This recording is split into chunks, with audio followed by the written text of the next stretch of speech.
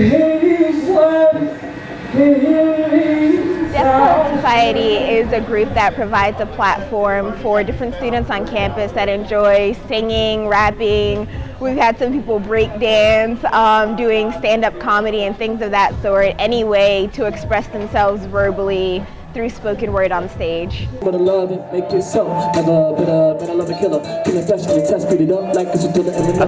knowing that it has an ability to change somebody's mind about something or inspire somebody to do something else, I think that really helps me and motivates me to write poetry and music. I've got to tell you, but I'm afraid I don't know how.